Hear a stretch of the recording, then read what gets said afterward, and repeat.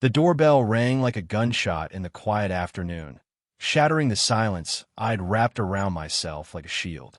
I froze in the kitchen, my hands trembling over the half-chopped onions, tears already stinging my eyes, not from the vegetable, but from the dread pooling in my gut.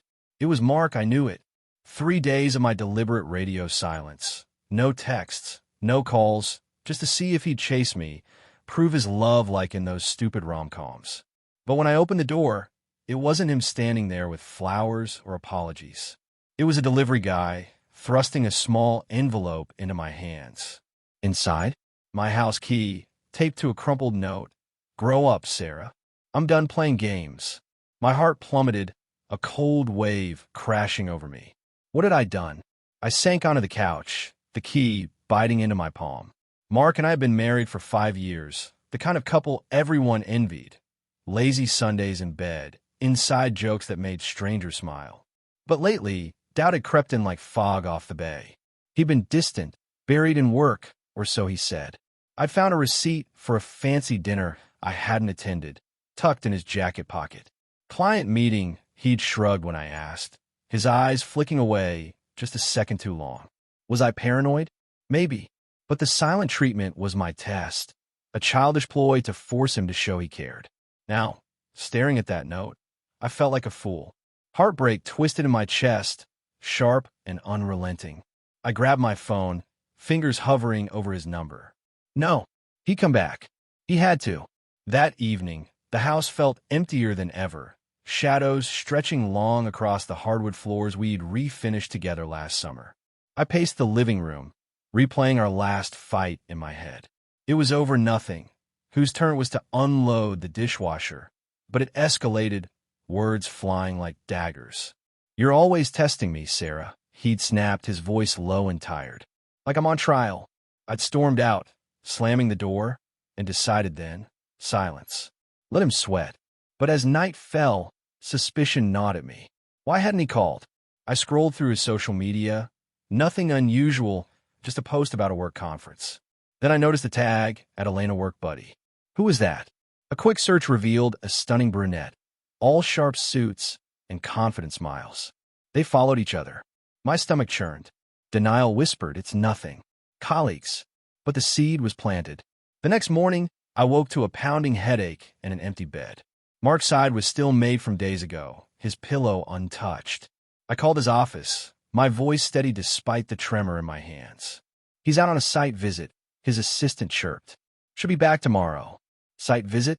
He hadn't mentioned one. Anger flickered to life, hot and justifying. Fine, if he wanted space, I'd give him an ocean of it. But as I showered, water cascading over me like forgotten promises, memories flooded in. Our wedding day, him whispering, "You're my everything," his eyes shining with truth. How had we gotten here? I dressed quickly, grabbing my keys, minus the one he'd returned, and headed to his favorite coffee shop, hoping for a glimpse, a confrontation. He wasn't there, but Elena was. She sat by the window, laughing into her phone, her latte steaming. My heart raced as I approached, feigning casual. "Excuse me, are you Elena? From Mark's office." She looked up, surprise flashing across her face. "Yeah, that's me. You must be Sarah. Mark's mentioned you." Her smile was warm, but something in her eyes, pity, guilt, set my nerves on edge. We chatted awkwardly. She talked about a project they were collaborating on, late nights at the office. "He's been stressed," she said softly. "But he's a good guy." As I left, her words echoed. "Mentioned you." What had he said? Suspense built like a storm cloud, heavy and ominous. That afternoon, I rifled through his dresser, shame burning my cheeks. In the back, under socks, I found a burner phone. Old school, flip style. My breath caught. Why? I powered it on, the screen lighting up with text from an unknown number. "Miss you already. Can't wait for tonight." Dates matched his late meetings. Denial crumbled like dry leaves. This wasn't a test anymore. It was unraveling. I confronted the truth in the mirror. My reflection pale, eyes wide with hurt. How long? Who? Anger surged, replacing the ache. I texted him, "We need to talk. Now." He showed up an hour later, looking haggard, stubble shadowing his jaw. "What the hell, Sarah?" he said, stepping inside but keeping distance. "You ghost me for days, then summon me like a dog?"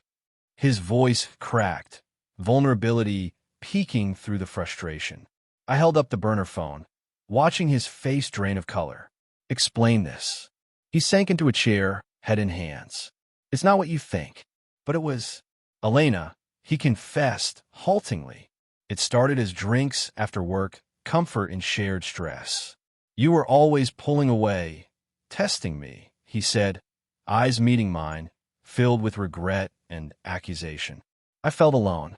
Heartbreak hit like a tidal wave, drowning me in sorrow. "So you cheated?" My voice broke. Because I was insecure, the argument exploded, raw and unfiltered.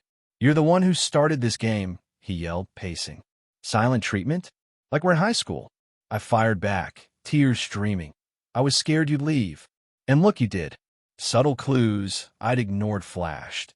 His cologne on a shirt I hadn't worn, whispered calls in the bathroom. Trust collapsed around us, bricks tumbling in slow motion. But beneath the anger, his pain mirrored mine.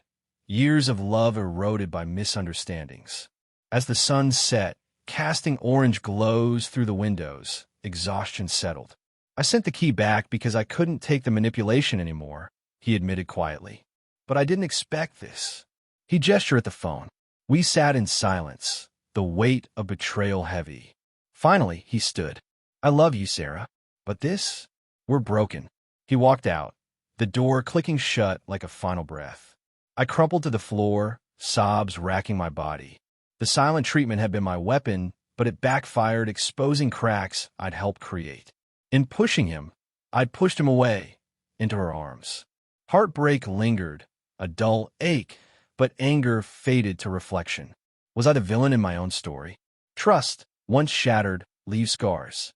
As night enveloped the house, I whispered to the empty room, "Grow up, Sarah." Maybe now I would.